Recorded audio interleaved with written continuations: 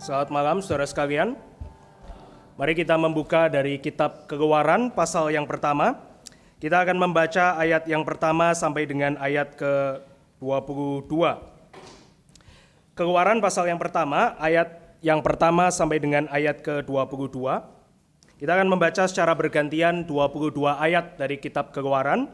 Jadi sebelum kita bicara mengenai Bethlehem, mari kita bicara mengenai Mesir. Inilah firman Tuhan Keluaran pasal yang pertama. Saya membaca ayat pertama, saudara membaca di dalam ayat yang genap. Inilah nama para anak Israel yang datang ke Mesir bersama-sama dengan Yakub. Mereka datang dengan keluarganya masing-masing. Ayat 2. Isakar, Zebulon, dan Benyamin. Seluruh keturunan yang diperoleh Yakub bersama 70 jiwa, tetapi Yusuf telah ada di Mesir.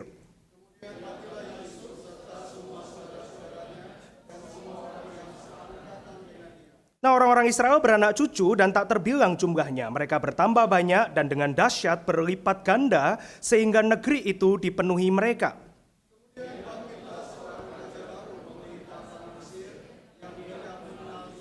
Berkatalah raja itu kepada rakyatnya, bangsa Israel itu sangat banyak dan lebih besar jumlahnya daripada kita.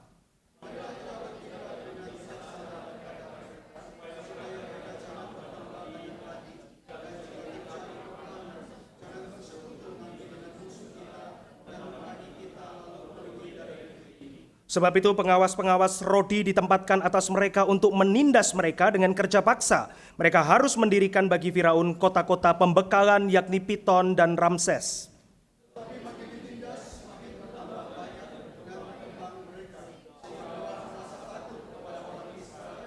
Lalu dengan kejam orang Mesir memaksa orang Israel bekerja.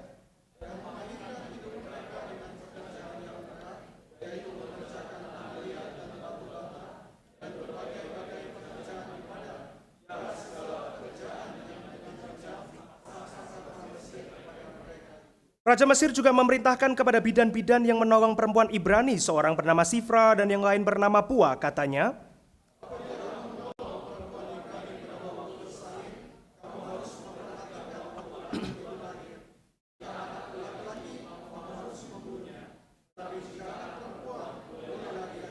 tetapi bidan-bidan itu takut akan Allah dan tidak melakukan seperti yang dikatakan Raja Mesir kepada mereka dan membiarkan bayi-bayi itu hidup.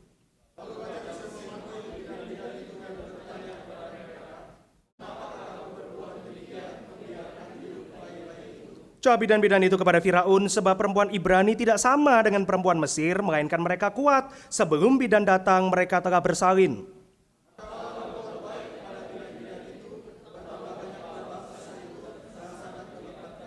Dan karena bidan-bidan itu takut akan Allah, maka ia membuat mereka berumah tangga.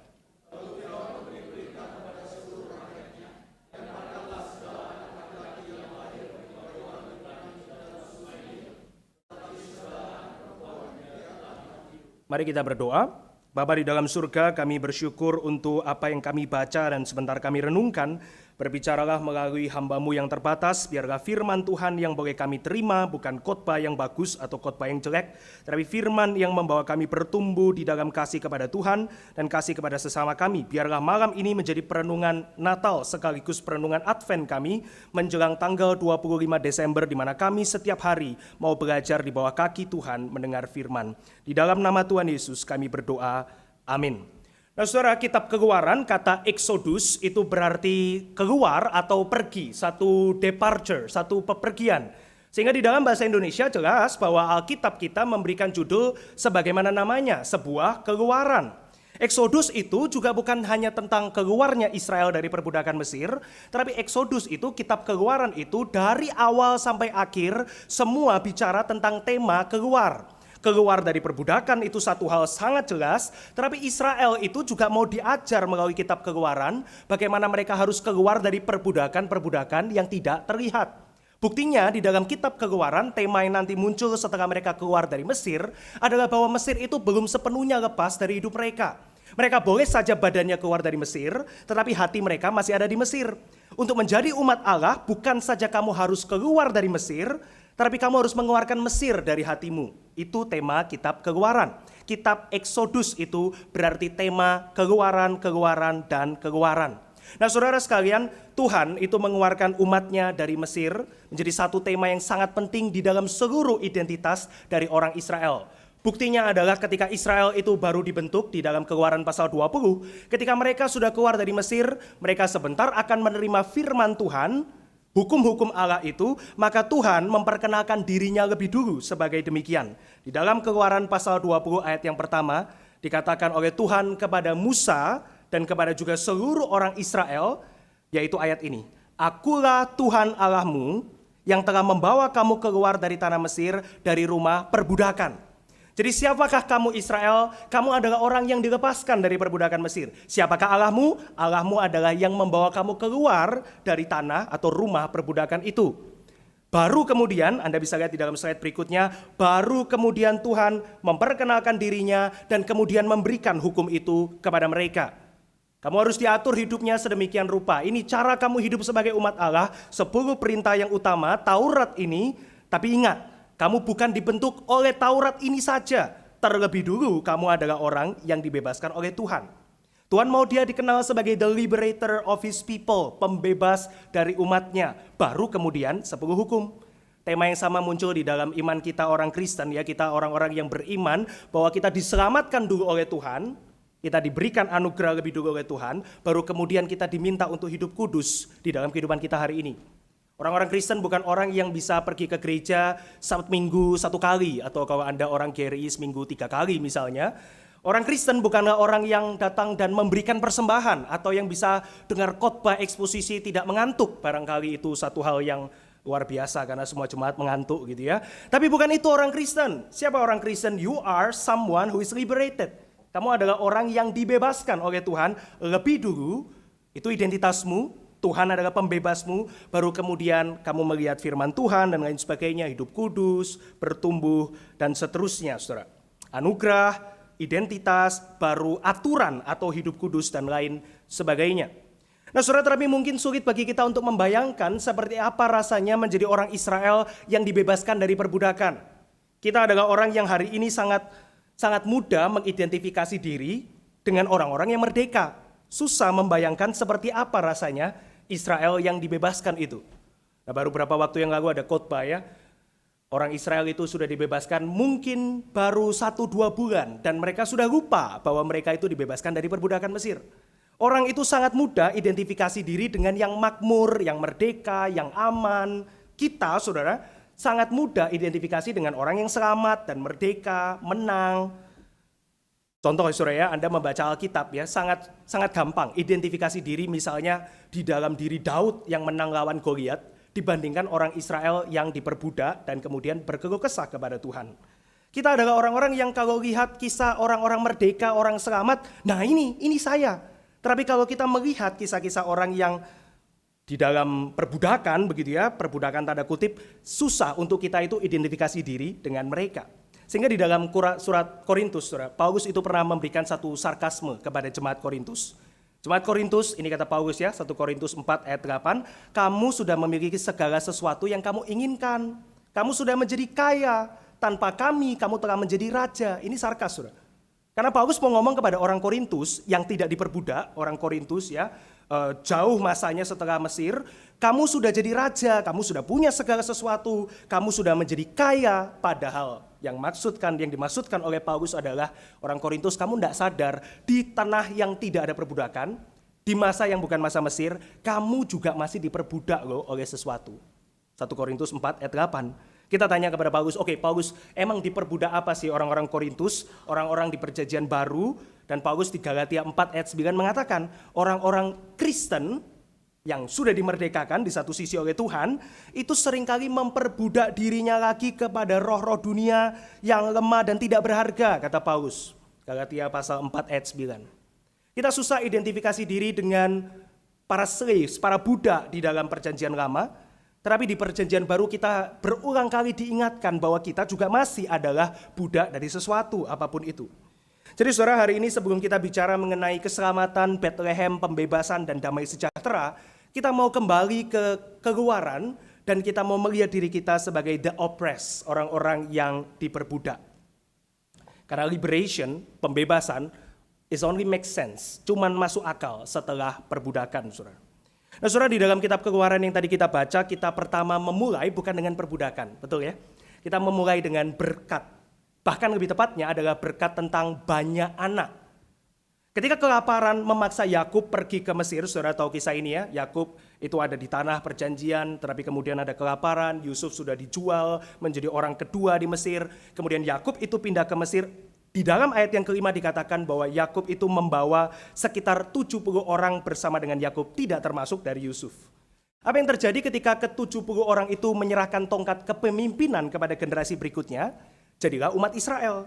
Kata Keluaran pasal pertama ayat 7, saudara boleh lihat ayat ini ya.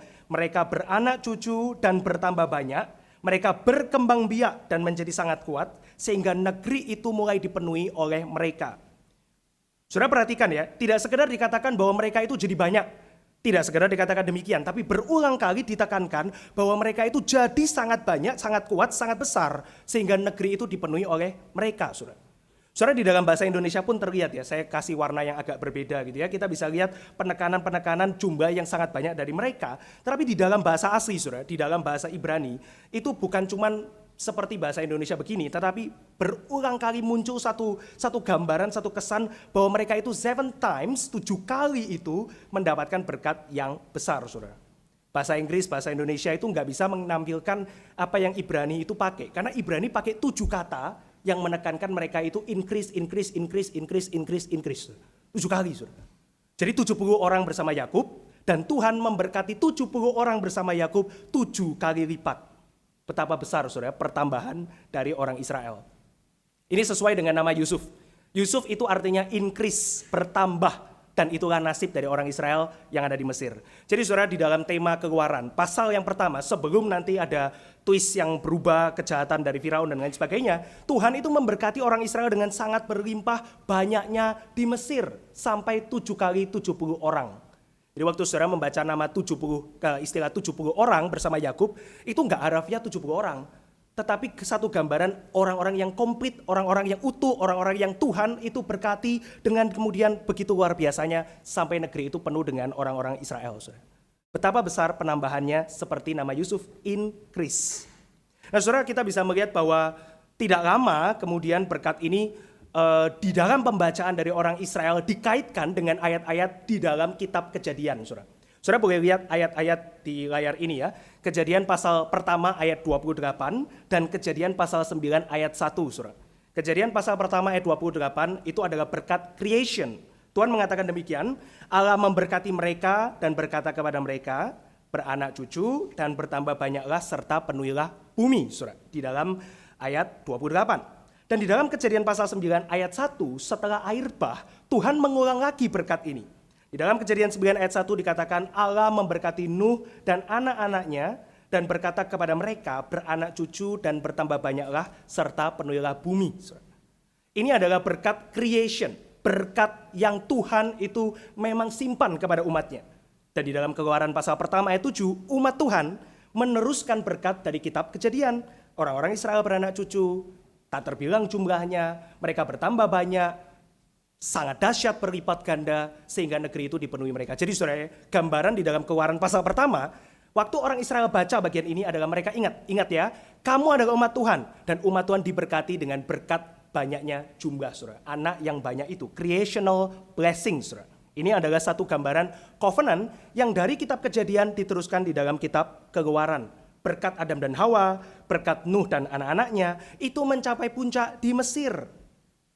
Sekali lagi saudara ya, berkat di dalam kitab Kejadian yang sudah Tuhan siapkan dari kitab pertama di dalam seluruh Alkitab kita tentang banyaknya anak, diteruskan di dalam Keluaran, saudara.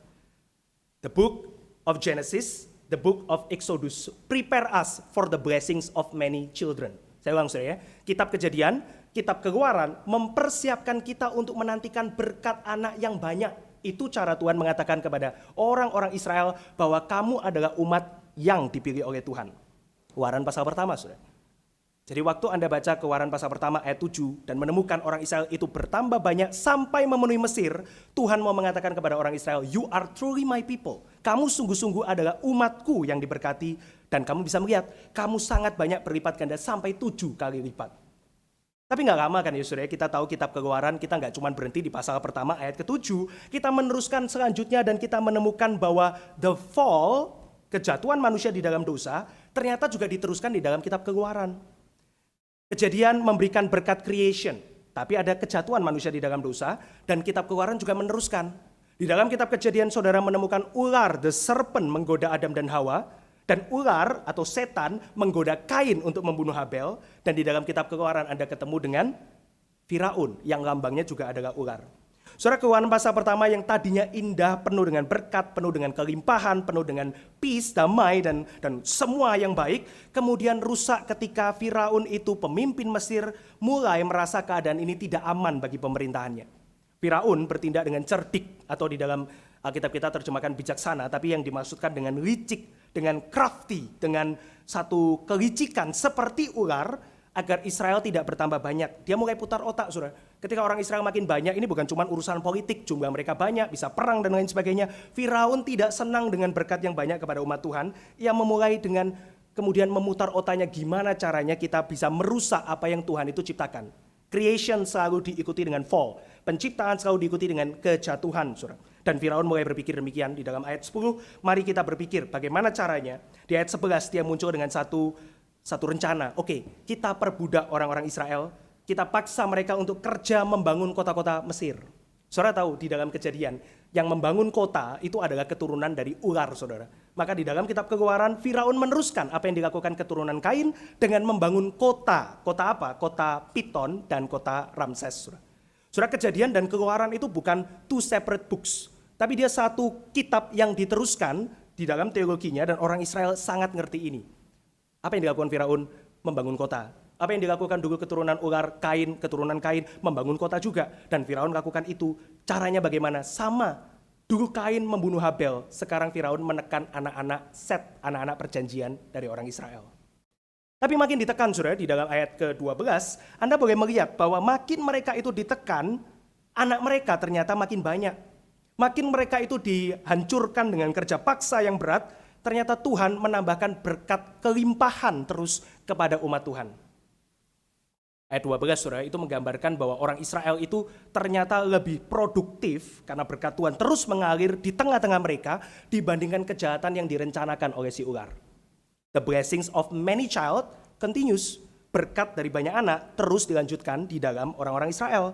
Maka Firaun tambah lagi. Oke, bagaimana kalau begitu? Kita tambah lagi penyiksaannya. Kita paksa mereka kerja makin pahit dan dengan pekerjaan yang makin keras. Ayat 14. Ternyata masih nggak cukup. Maka kemudian Firaun memilih, saudara. Kalau gitu kita bunuh dari akarnya. Tuhan katanya mau memberikan kepada orang Israel blessings of many child. Oke, kita putuskan rantai daripada many child. Mari kita suruh bidan-bidan, ada 2 bidan disebutkan di situ, untuk bunuh anak-anak Israel. Kalau anak itu laki-laki, ayat 16, bunuhlah dia. Kalau anak itu perempuan, biarkan dia hidup.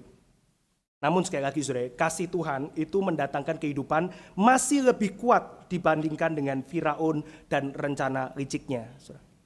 Maka ketika Firaun itu panggil bidan-bidan, oke ya, bidan-bidan semua dikembalikan kepada Firaun, ditanya, kenapa kok kamu itu tidak melakukan sesuai yang aku perintahkan kepadamu?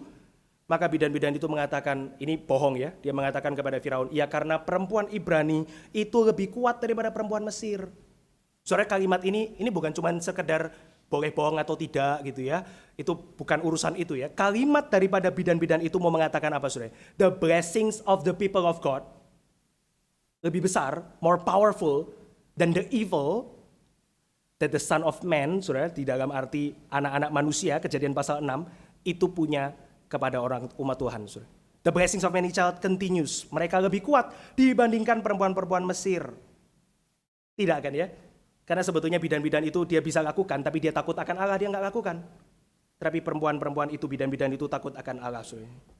Seperti mengatakan begini ya, salah wanita Mesir dong, lahirnya kurang cepat, orang Israel kayak pabrik, orang Mesir cuma UMKM gitu ya kesannya. But that's what happened, beneran, makin ditekan, the blessings of many child bukan cuma continue, tapi makin prosper, saudara. Saudara, orang-orang mengatakan di hari ini ya, di dalam dunia modern, gereja-gereja yang dianiaya bukan makin sedikit kan ya, orang-orang Kristennya. Gereja-gereja dianiaya meskipun tidak sama dengan masa Mesir, ternyata makin bertumbuh di dalam jumlah. Ada orang mengatakan tahun 2035, negara dengan jumlah orang Kristen terbanyak adalah China. Dan juga ada negara di Timur Tengah yang pertumbuhannya sangat besar, saudara. Meskipun mereka itu mendapatkan oppression. Saudara. Jadi makin mereka ditekan, the blessings of many child, tanda kutip, continues, saudara. Tuhan memberkati bidan-bidan ini ketika mereka memilih untuk takut akan Allah, saudara. Saudara tahu apa yang diberikan Tuhan kepada bidan-bidan ini waktu mereka tidak mau ikutin Firaun dan memilih taat kepada Tuhan, di ayat 21, saudara. Yang diberikan Tuhan kepada mereka adalah Tuhan memberikan many child. Mereka berkeluarga, saudara. Mereka memiliki anak. The blessings of many child continues and keep on prospering, saudara. Maka Firaun akhirnya di dalam ayat 22, saudara boleh lihat di dalam slide ya. Ini urutan ayat 10, 11, 12, 14, 16, 17, 22. Mesir, semua orang Mesir, bukan cuma bidan, lemparkan anak-anak laki-laki itu. Saudara, Firaun, dia terus naikkan kejahatannya, terus naikkan evilnya, terus naikkan crafty-nya dia, kelicikan dia. Tapi blessings of many child terus diberikan, makin banyak bidan takut akan Tuhan, diberikan keluarga di ayat 21, meskipun ayat 22 ditutup dengan Mesir, lemparkan semua anak laki-laki itu. Soalnya segalanya di dalam kisah ini, dan seperti yang telah kita lihat, segala sesuatu di dalam kitab Kejadian diteruskan di dalam kitab Keluaran, menyiapkan jalan bagi berkat anak-anak, saudara. The blessings of many child itu penting di dalam kitab Kejadian dan Keluaran. Masalahnya adalah dunia, kalau Anda melihat di dalam kitab Keluaran, diwakili oleh Mesir, dan budaya Mesir adalah budaya kematian. Budaya Mesir tidak menyambut anak atau menyambut kehidupan, ia adalah budaya yang akan menempuh segala cara untuk mencegah kehidupan, dan mempromosikan kematian, saudara. Seorang teolog bahkan mengkaitkan ya, budaya Mesir, meskipun Mesir sekarang beda dengan Mesir Alkitab, ternyata budaya Mesir diteruskan di dalam masyarakat barat. Orang-orang yang anti kehidupan, anti keturunan, anti anak, saudara, adalah meneruskan budaya dari Mesir yang menggambarkan kematian, saudara. Tapi usaha Firaun ya, meskipun dia sangat crafty, meskipun dia sangat jahat, meskipun dia berhasil menyusun rencana yang menurut manusia pasti berhasil, melemparkan anak-anak laki-laki ke dalam sungai Nil, ternyata Tuhan memberkati Israel dengan banyak kehidupan, tetap. Saudara. Tentu ada banyak penderitaan, saudara. Kalau Anda ingat khotbah 2 minggu lalu ya, di dalam persiapan Natal Advent di Pemuda, maka kita sudah membahas mengenai tangisan di Rama, saudara. Dan itu terjadi bukan hanya di Bethlehem di masa Herodes, tetapi terjadi di masa Firaun. Begitu banyak tangisan, penderitaan yang ada di tengah-tengah Israel. Saudara jangan bicara mengenai damai sejahtera di Israel karena mereka mengalami penderitaan yang terlalu besar. Hari ini juga sama, saudara, kita tidak mudah untuk bicara mengenai damai sejahtera, mengenai peace. Tadi sudah didoakan oleh liturgis ya, Sumatera. Bagaimana kita bisa bicara tentang kedamaian di tempat yang dalam sekejap saja semua harta benda dan banyak dari keluarga itu hilang dan mati, saudara. Kalau saudara tanya pada masyarakat, bukan cuma orang Israel ya, di Mesir perbudakan bukan cuma untuk orang Ibrani, tapi Anda coba bayangkan Anda jalan di jalanan mereka, di kampung-kampung mereka, dan Anda tanya, apa sih menurutmu itu peace, kedamaian? Maka mereka akan menatap Anda dengan bengong, gak marah. Mereka akan mungkin menatap Anda dengan bengong, udahlah, jangan bicara sesuatu yang gak realistis. Don't talk about peace, there is no peace in Egypt. Tidak ada damai di Mesir. Dan ini latar belakang, saudara, ketika mereka makin diopres, dan kita tidak tahu berapa lama, tapi harusnya satu waktu yang cukup panjang, karena jumlah mereka makin besar, generasi demi generasi, mereka makin ditekan, so they cried out to the Lord.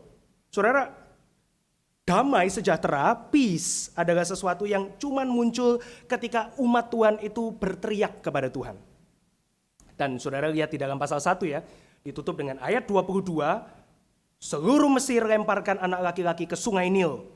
Buang semua generasi berikutnya, buang semua ahli warisnya orang-orang Ibrani. Tapi di pasal kedua, penulis mengantar kita bukan hanya kepada banyak anak seperti di pasal 1. Penulis kemudian mengantar kita kepada kelahiran sang penebus Israel dari Mesir, yaitu Musa, saudara. Kisah kelahiran banyak anak, the blessings of many child, memimpin kita kepada the blessings of the child, yaitu Moses. Saudara lihat di dalam Kejadian 1 ya, banyak anak, ditindas makin banyak anak, ditekan makin banyak anak.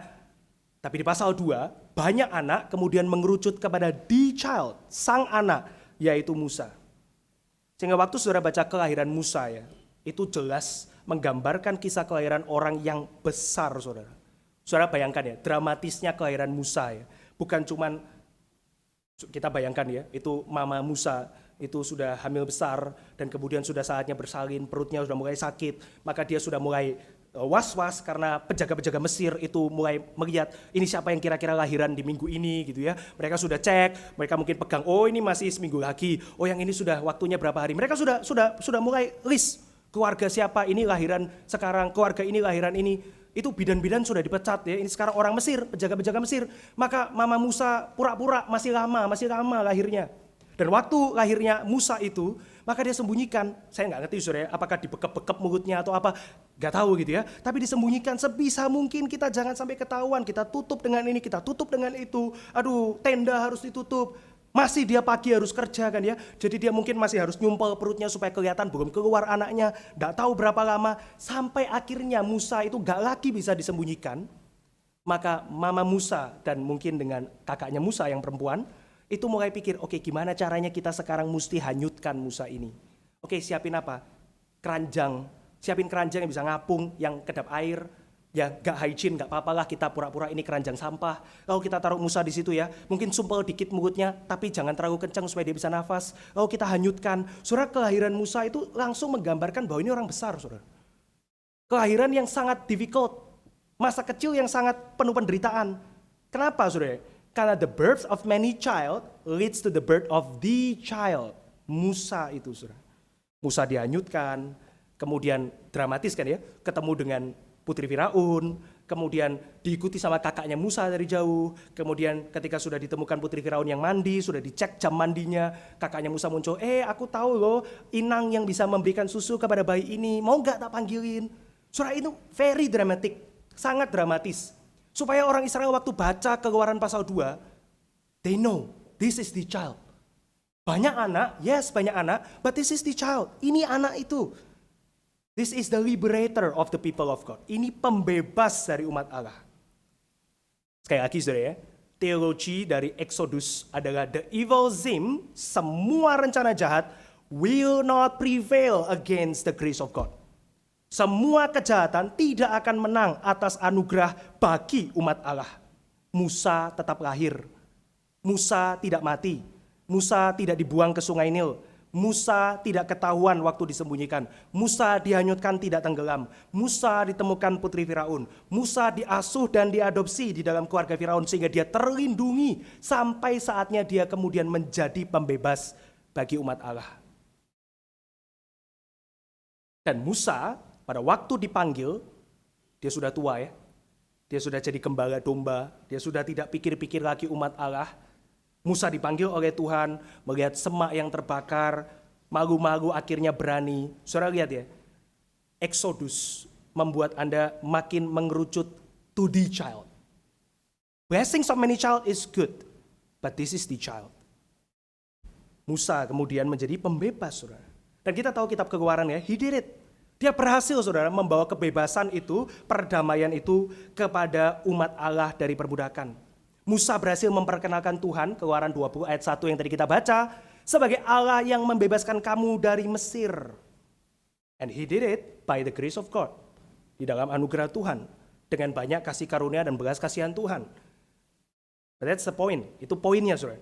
Bahwa the blessings of many child leads to the one child. That one child adalah Musa. Dan Musa berhasil membebaskan umat Allah dari perbudakan, saudara. Wonderful story. Tapi saudara, lebih menakjubkan lagi adalah fakta bahwa kisah kelahiran Musa itu bukan cuma mirip, sangat mirip dengan kisah kelahiran Tuhan Yesus Kristus. Saudara. Sangat mirip. Tentu saudara, Israel tidak lagi di bawah Mesir di masa Yesus Kristus. Israel berada di bawah Romawi sebagai jajahan mereka. Tentu tidak ada lagi Firaun, pemimpin dengan lambang ular itu. Tetapi juga ada kaisar Romawi dan raja-raja wilayah, dan tidak kalah buruk adalah Herodes. Di dalam Herodes, saudara, kita melihat Firaun itu seperti lahir kembali, saudara. Herodes itu exactly seperti Firaun. Misalnya, saudara, jika di dalam ayat 10 yang tadi kita baca, Firaun panggil ya bidan-bidan bersiasat demi membunuh bayi, Maka mirip dengan Herodes yang panggil orang-orang Majus waktu mereka datang, kecelek, ternyata bukan anaknya Herodes yang lahir. Kemudian Herodes mengatakan apa? Ingat ya, nanti waktu kamu pulang, balik ya. Aku juga mau menyembah raja yang lahir itu. Tapi ini siasat, sama saudara, crafty, cerdik, licik. Dan jika para bidan itu tidak mau kembali kepada Firaun dengan membunuh bayi-bayi, orang-orang Majus juga tidak mau kembali kepada Herodes dengan lokasi daripada anak itu. Kenapa bidan-bidan dan orang-orang Majus tidak melakukan sesuai Firaun dan Herodes? Karena Tuhan berbicara kepada mereka. Yang satu di dalam hati takut akan Allah, yang satu di dalam mimpi. Dan of course saudara, Herodes marah seperti Firaun, murka, dan kemudian dia meledak dan meminta semua anak laki-laki di bawah 2 tahun itu dibunuh. Tangisan di Rama saudara. Karakter dari kedua raja ini itu sangat mirip. Dan saudara harus tanya kenapa sangat mirip? Karena kitab Kejadian mengatakan kepada kita, di dalam Kejadian pasal 3 ayat 1, the serpent, ular ini, more crafty than any other beast in the field. Karena ular ini, serpent ini, lebih licik dari semua binatang di padang. Ular, saudara, atau iblis itu menguasai hati orang-orang seperti Firaun dan Herodes dan membuat mereka menjadi alat-alat untuk menghancurkan the blessings of many child. Khususnya saudara, Anda boleh tanya juga kenapa kok ular itu sangat takut dengan the blessings of many child? Karena one of the child, salah satu dari anak itu akan menghancurkan kepala mereka. The first child adalah Musa. Musa menghancurkan kepala mereka sedikit, memberikan cicipan kekalahan itu. Dan kemudian Yesus adalah the child yang akan menghancurkan kepala ular itu for real. Saudara, rencana pembunuhan Firaun yang kemudian menjadi rencana Herodes sama sekali tidak dapat menandingi rencana anugerah Tuhan untuk mendatangkan kehidupan, saudara. Buktinya hal yang serupa terjadi. Mereka tidak berhasil menghancurkan Musa, mereka tidak berhasil menghancurkan Yesus di dalam Bethlehem itu. The evil did not prevail, the grace abounds. Baik Musa dan Yesus sama-sama disembunyikan, dilarikan, diselamatkan atas penentuan Tuhan yang ajaib, saudara. Kita bisa lihat ya, dari luar, saudara, di dalam pikiran Tuhan, tanda kutip, di dalam pikiran Tuhan, Tuhan menempatkan di dalam pikiran, di dalam hatinya, the birth of the Redeemer child, baik dari Keluaran, Musa, atau di dalam Matius, Markus, Lukas, Yohanes, Injil, Yesus Kristus. Semua dari kitab pertama, Keluaran, sampai kepada perjanjian baru, prepare us for the blessings of the child. Musa, saudara, adalah cara Tuhan menunjukkan kepada kita bagaimana menanti untuk anak yang lebih besar. Musa adalah cara Tuhan untuk mengatakan kepada orang Israel, kamu punya redeemermu di dalam Musa hari ini. Great man, orang besar. Tapi nanti ada redeemer yang lebih besar, ada penebus yang lebih besar. Segala sesuatu diperuntukkan Allah untuk membuat mata dari umat Allah itu melihat kepada the child yang akan lahir yang digenapi oleh Kristus. Siapa Kristus, saudara? Kita berulang kali mengerti secara kalimat manusia, tapi biarkan saya mengulang sekali lagi kepada Anda, saudara. Kristus adalah anak Allah yang menjadi manusia. The Son of God became a man to enable men to become sons of God. Ini kalimat dari C.S. Lewis, saudara. Kalimat daripada C.S. Lewis yang begitu terkenal, begitu sering dikutip. But what does it mean? That the Son of God became a man to enable men to become the sons of God. Kristus menjadi manusia, saudara, untuk menjadikan manusia-manusia ini seperti Anda dan saya yang ada di dalam perbudakan itu bisa datang kepada Dia, saudara. Tapi hari ini saya juga mau mengatakan kepada saudara, Dia tidak hanya mengidentifikasi dirinya dengan kita di dalam kemanusiaan yang Dia miliki, Dia juga mengidentifikasikan dirinya bersama dengan kita di dalam perbudakan, saudara. Bukan cuma Dia identifikasi kemanusiaan bersama dengan Anda dan saya menjadi manusia, Dia juga menempatkan dirinya di dalam perbudakan. Di dalam kisah kelahiran Kristus, Dia lahir di Bethlehem, tapi Dia juga pergi ke Mesir. Injil Matius dengan sangat jelas mengatakan bahwa Yusuf mengambil anak itu dan ibunya dan mereka pergi ke Mesir untuk menghindari pembunuhan dari Herodes.